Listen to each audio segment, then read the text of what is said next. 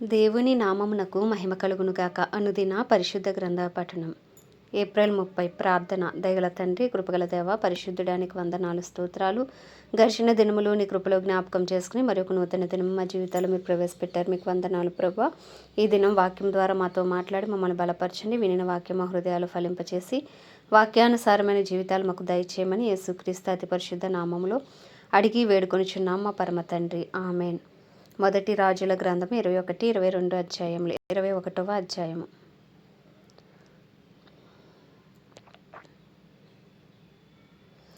ఈ సంగతులైన తరువాత ఇజ్రాయేలులో షోమ్రోను రాజైన అహాబు నగరును ఆనుకొని ఇజ్రాయేలు వాడైన నాబోతునకు ఒక ద్రాక్ష తోట కలిగి ఉండగా, అహాబు నాబోతును పిలిపించి, నీ ద్రాక్ష తోట నా నగరును ఆనుకొని ఉన్నది గనుక అది నాకు కూర తోటకిమ్ము, దానికి ప్రతిగా దానికంటే మంచి ద్రాక్ష తోట నీకిచ్చెదను, లేదా నీకు అనుకూలమైన ఎడల దానిని క్రయమునకిమ్మని అడిగాను. అందుకు నాబోతు, నా పిత్రార్జితమును నీకు ఇచ్చుటకు నాకు ఎంత మాత్రమును వల్లపడదని చెప్పగా, నా పిత్రార్జితమును నీకు ఇయ్యనని యెజ్రెయేలీయుడైన నాబోతు తనతో చెప్పిన దానిని బట్టి అహాబు మూతి ముడుచుకొనిన వాడే కోపముతో తన నగరునకు పోయి మంచం మీద పరుండి ఎవరితోనూ మాట్లాడకయు భోజనము చేయకయు ఉండెను. అంతటా అతని భార్య అయిన యెజబేలు వచ్చి, నీవు మూతి ముడుచుకొనిన వాడవే భోజనము చేయక ఉండేదవేమని అతన్ని అడగగా, అతడు ఆమెతో ఇట్లనెను, నీ ద్రాక్ష తోటను క్రయమునకు నాకు ఇమ్ము, లేక నీకు అనుకూలమైన ఎడల దాని మారుగా మరి ఒక ద్రాక్ష తోట నీకు ఇచ్చేదనని యెజ్రెయేలీయుడైన నాబోతుతో నేను చెప్పగా, అతడు నా ద్రాక్ష తోట నాకు ఇయ్యనెను.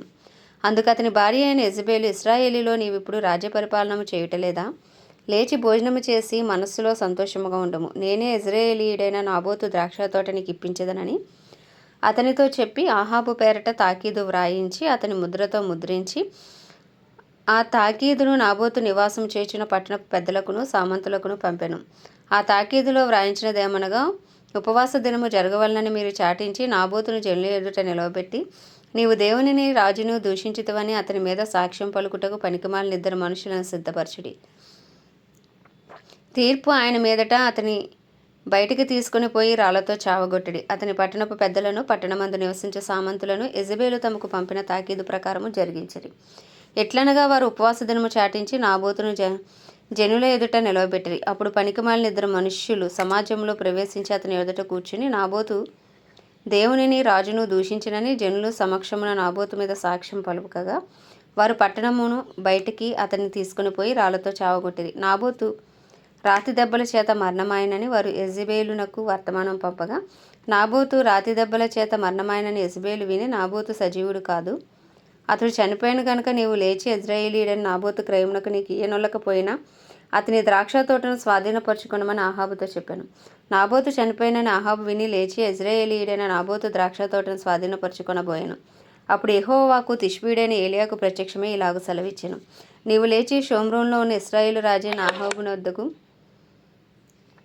ఎదుర్కొంటకు బయలుదేరుము. అతడు నాబోతు యొక్క ద్రాక్ష తోటలో ఉన్నాడు. అతడు దానిని స్వాధీనపరచుకొనబోయాను. నీవు అతన్ని చూచి ఇలాగూ ప్రకటించుము, యెహోవా సెలవిచ్చినదేమనగా, దీన్ని స్వాధీనపరచుకొనవలెనని నీవు నాబోతును చంపితివి కదా. యెహోవా సెలవిచ్చినదేమనగా, ఏ స్థలమందు కుక్కలు నాబోతు రక్తమును నాకెనో ఆ స్థలమందే కుక్కలు నీ రక్తమును నిజముగా నాకునని అతనితో చెప్పాను. అంతటా అహాబు ఏలియాను చూచి, నా పగవాడా, నీ చేతిలో నేను చిక్కబడితినా అని పలుకగా, ఏలియా ఇట్లనెను, యెహోవా దృష్టికి కీడు చేయుటకు నిన్ను నీవే అమ్ముకొని ఉన్నావు గనుక నా చేతిలో నీవు చిక్కితివి. అందుకు యెహోవా ఇలాగు సెలవిచ్చెను, నేను నీ మీదకి అపాయమును రప్పించెదను, నీ సంతతి వారిని నాశనము చేతును. అల్పులేమి గనులేమి ఇశ్రాయేలు వారిలో అహాబు పక్షమున ఎవరునూ లేకుండా పురుషులందరినీ నిర్మూలము చేతును. ఇశ్రాయేలు వారు పాపం చేయుటకు నీవు కారకుడివై నాకు కోపం పుట్టించితివి గనుక నెబాతు కుమారుడైన యెరోబాము కుటుంబమునకు, అహీయా కుమారుడైన బయేషా కుటుంబమునకు నేను చేసినట్లు నీ కుటుంబమునకును చేయుదునని యెహోవా సెలవిచ్చుచున్నాడు.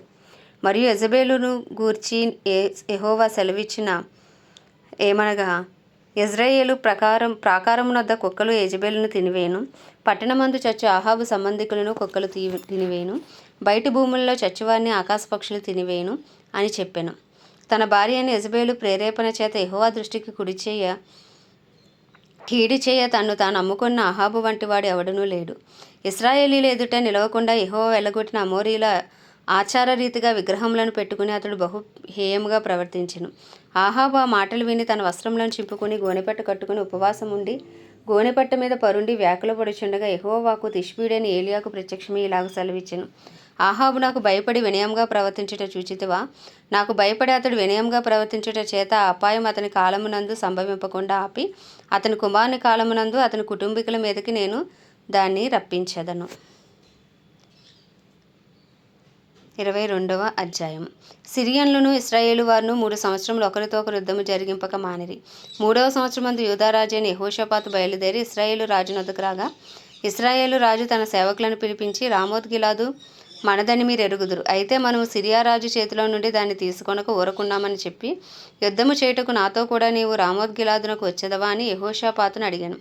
అందుకు యెహోషాపాతు, నేను నీవాడనే, నా జనులు నీ జనులే, నా గుర్రములను నీ గుర్రములే అని ఇశ్రాయేలు రాజుతో చెప్పాను. పిమ్మట యెహోషాపాతు, నేడు యెహోవా యొద్ద విచారణ చేయుదము రండని ఇశ్రాయేలు రాజుతో అనగా ఇశ్రాయేలు రాజు దాదాపు 400 మంది ప్రవక్తలను పిలిపించి యుద్ధము చేయుటకు రామోత్ గిలాదు మీదకు పోకుందునా అని వారిని అడిగాను. అందుకు యెహోవా దానిని రాజైన నీ చేతికి అప్పగించును గనుక పొండని వారు చెప్పిరి గనుక యెహోషాపాతు విచారణ చేయుటకే వీరు తప్ప యెహోవా ప్రవక్తలు ఒకడేనని ఇక్కడ లేరా అని అడిగాను. అందుకు ఇశ్రాయేలు రాజు, ఇవ్లు కుమారుడైన మీకాయా అను ఒకడున్నాడు. అతని ద్వారా మనం యెహోవా యొద్ద విచారణ చేయవచ్చును గాని అతడు నన్ను గూర్చి మేలు ప్రకటింపక కీడే ప్రకటించును గనక అతని యందు నాకు ద్వేషము కలదని యెహోషాపాతుతో అనగా యెహోషాపాతు, రాజైన మీరు అలాగనవద్దు అనెను. అప్పుడు ఇశ్రాయేలు రాజు తన పరివారంలో ఒకరిని పిలిచి ఇప్లు కుమారుడైన మీకాయాను శీఘ్రముగా ఇక్కడికి రప్పించమని సెలవిచ్చాను.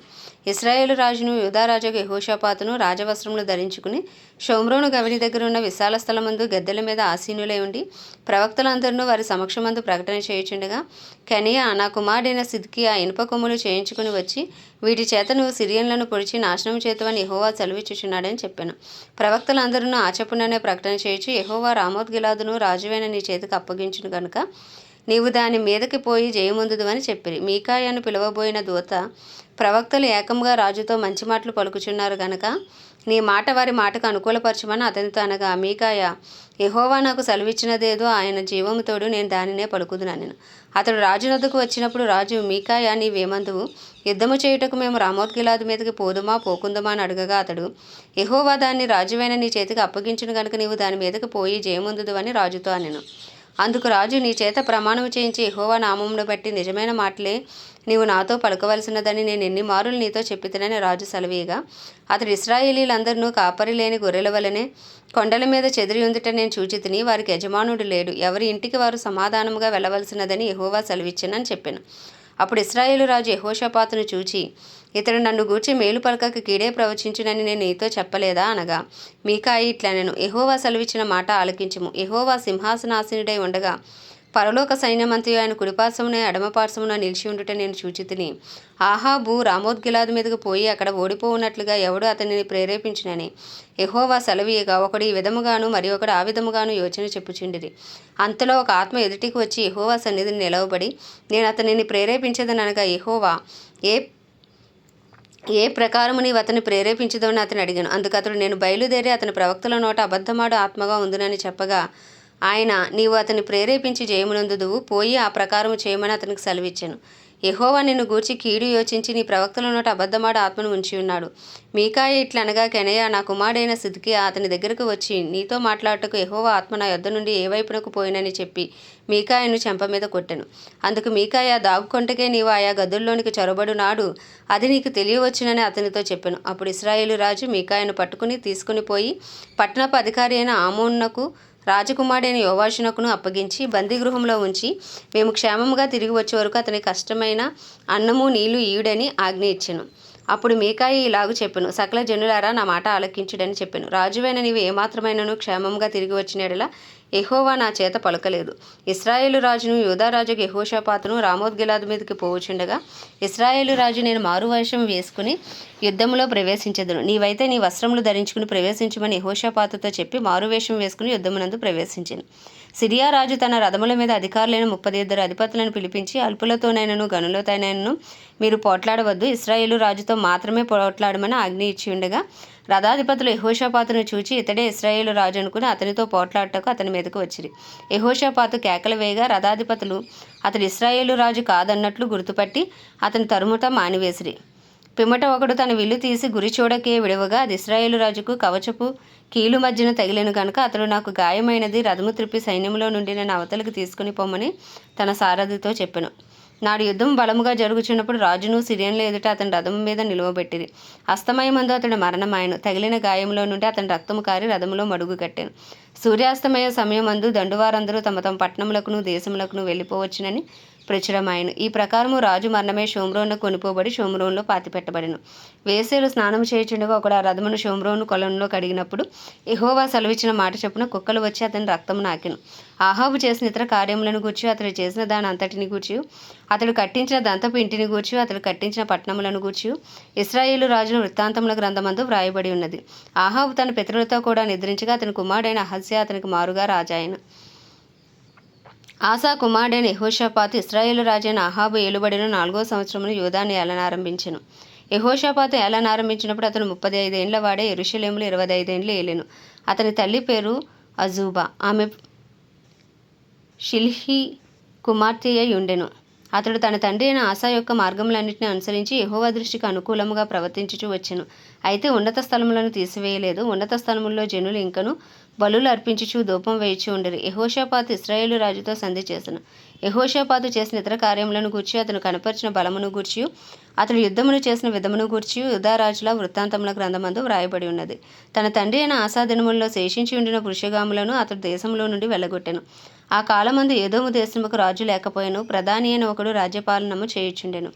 యెహోషాపాతు బంగారము తెచ్చుటకై ఓఫీరు దేశమునకు పోవుటకు తర్షీషు ఓడలను కట్టింపగా ఆ ఓడలు బయలుదేరక ఎసోన్గెబెరు నొద్ద బద్దలైపోయెను. ఆహాబు కుమారుడైన అహజ్యా నా సేవకులను నీ సేవకులతో కూడా ఓడల మీద పోనిమ్మని యెహోషాపాతును అడగగా యెహోషాపాతు దానికి ఒప్పలేదు. పిమ్మట యెహోషాపాతు తన పితరులతో కూడా నిద్రించి తన పితరుడైన దావీదు పురమందు తన పితరులతో కూడా పాతిపెట్టబడెను. అతని కుమారుడైన యెహోరాము అతనికి మారుగా రాజాయెను. ఆహాబు కుమారుడైన అహజ్యా యూదారాజైన యెహోషాపాతు ఏలుబడిలో 17వ సంవత్సరమందు షోమ్రోన్లో ఇశ్రాయేలును ఏలనారంభించి 2 సంవత్సరములు ఇశ్రాయేలును ఏలెను. అతడు యెహోవా దృష్టికి చెడుతనము జరిగించి తన తల్లిదండ్రులు ఇద్దరి ప్రవర్తనను ఇశ్రాయేలు వారు పాపం చేయుటకు కారకుడైన నెబాతు కుమారుడగు యెరోబాము ప్రవర్తనను అనుసరించి ప్రవర్తించుచూ వచ్చెను. అతడు బయలు దేవతను పూజించుచు వానికి నమస్కారము చేయుచు తన తండ్రి చేసిన క్రియలన్నిటి చొప్పున జరిగించుచు ఇశ్రాయేలీల దేవుడైన యెహోవాకు కోపము పుట్టించెను. ఆమేన్. దేవుడి పరిశుద్ధ వాక్యము మన వినికిడిలో దీవించునుగాక. ప్రార్థన. దయగల తండ్రి, కృపగల దేవ, పరిశుద్ధుడా, నీకు వందనాలు, స్తోత్రాలు. జీవాధిపతి, న్యాయాధిపతి, సైన్యములకు అధిపతి, రోషము గల దేవ, నీకే స్తుతులు, స్తోత్రాలు. యెహోవా రాఫా, యెహోవా నిస్సి, యెహోవా షమ్మా, యెహోవా రోహి, నీకు వందనాలు, స్తోత్రాలు. స్వస్థపరచు దేవుడవు, జయమిచ్చు దేవుడవు, సమాధానపరిచే దేవుడవు నీవే దేవా. తండ్రి నీకు స్తోత్రాలు. పరిశుద్ధుడా, యేసయ్యా నీకు వందనాలు. మా కొరకు బలి అయిన తండ్రి నీకే స్తోత్రాలు. తండ్రితో కూడా ఉండుట విడిచిపెట్టనివ్వకూడని భాగ్యమైనప్పటికీ రిక్తునిగా మా మధ్యకు వచ్చావు నాయన.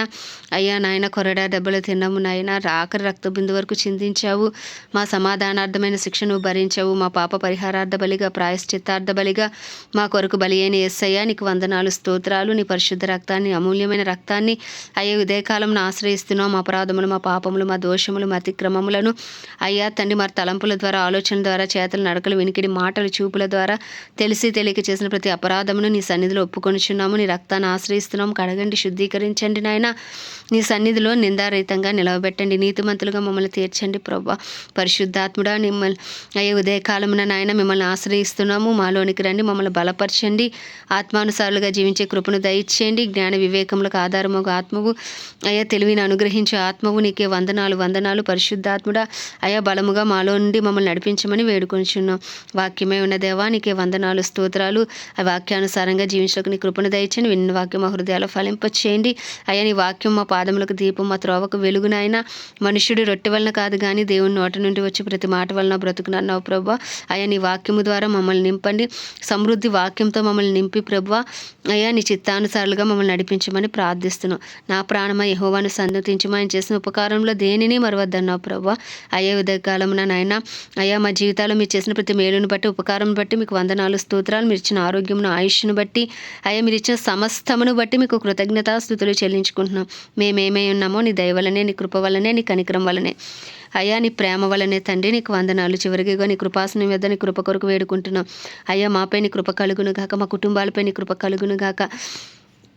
అయ్యా మా పరిచర్లపైనైనా నీ కృప కలుగును గాక ప్రభా. అయా దైవజనురాలపై నీ కృప కలుగును గాక, సేవకులందరిపై నీ కృప కలుగును గాక. అయా నీ సేవలోని పరిచయలో ముందుకు కొనసాగుతున్న ప్రతి దైవజన్ని దైవ సేవకురాలందరినీ నాయన మీరు దర్శించండి, బలపరచండి, అభిషేకించండి, వాడుకోండి. క్రైస్తవులందరికీ నీ కృప కలుగును గాక అని ప్రార్థిస్తున్నాం. అయ్యా రూపాంతరపరచండి, నీ రూపులోకి మార్చుకోండి. నీ చిత్తానుసారులుగా, నీ హృదయానుసారులుగా, నీ పత్రికలుగా ప్రతి క్రైస్తవుని మీరు నిలవబెట్టుకోండి. ప్రపంచ దేశంలో అన్నిటి కొరకు వాటిని పరిపాలిస్తున్న రాజులు, నాయకులు, వారి కింద పనిచేసిన అధికారుల కొరకు ప్రార్థిస్తున్నాం. నీ చిత్తానుసారమైన పరిపాలన వారి ద్వారా జరిగించండి. ఇంకను సువార్త అందని గ్రామాలు, ప్రాంతాలు, పట్టణాలను మీరు పట్టుకోమని ప్రార్థిస్తున్నాం ప్రభా. అయ్యా నీకే వందనాలు, స్తోత్రాలు. మా భారతదేశాన్ని ప్రత్యేకించి మీ హస్తాలకు అప్పచెప్పుకుంటున్నాం. భారతదేశంపై నీ కృప కలుగును గాక. భారతదేశ ప్రజల మనోనేత్రాలు తెరవండి, హృదయాలు తెరవండి. అయ్యా మా భారతదేశంలో మహారక్షణ కలుగజేయమని వేడుకుంటున్నాం. మా దేశ ప్రధాని కానీ, ప్రెసిడెంట్, అయ్యా చీఫ్ మినిస్టర్స్, గవర్నర్లు, ఎమ్మెల్యేలు, ఎంపీలు అందరినీ మీ హస్తాలకు అప్పచెప్పుకుని వారి కింద పనిచేసిన అధికారులను, అయ్యా వారి కింద ఉన్న డిపార్ట్మెంట్స్ అన్నింటినీ మీ హస్తాలకు అప్పచెప్పుకుంటున్నాం. నీ చిత్తానుసారమైన పరిపాలన నాయన మా దేశంలో జరగాలి. మా దేశాన్ని శారీరకంగా, మానసికంగా, ఆధ్యాత్మిక, ఆర్థికంగా, రాజకీయ పరంగా, సాంఘిక పరంగా అన్ని విషయాల్లో స్వస్థత కలుగును గాక. మా దేశానికి గొప్ప రక్షణ, మహారక్షణ కలుగును గాక అని ప్రార్థిస్తూ ప్రభా, ఇండియన్ ఆర్మీ, నేవీ, ఎయిర్ ఫోర్స్ని కూడా మీ హస్తాలకు అప్పచెప్పుకుంటూ నీ కాపుదల, భద్రత వారికి దయచేయమని వేడుకుంటూ ప్రభు కాలం నీ చిన్ని ప్రార్థన మనం నీ పాద సన్నిధికి చేర్చుకోమని యేసుక్రీస్తు అతి పరిశుద్ధ నామంలో అడిగి వేడుకొనిచున్నాం మా పరమ తండ్రి, ఆమెన్. పరలోకమందున మా తండ్రి, నీ నామం పరిశుద్ధపరచబడును గాక, నీ రాజ్యం వచ్చును గాక, నీ చిత్తం పరలోకంలో నెరవేర్చబడుచున్నట్లు భూమి అందు నెరవేర్చబడును గాక. మనదిన ఆహారం నేడు మాకు దయచేయమని అపరాధం చేస్తున్నాను మీకు క్షమించిన ప్రకారం మా అపరాధములు క్షమించు. మమ్మల్ని శోధనలోకి తక దుష్టుని బారి నుండి తప్పించు. ఎందుకంటే రాజ్యము, బలము, శక్తి, మహిమయు నీవై ఉన్నది. ఆమెన్. ప్రభు యేసు రక్తమే జయం, ప్రభు యేసు వాక్యమే విజయం, ప్రభు యేసు నామములో సంపూర్ణ విజయము కలుగును గాక. Amen, amen, amen.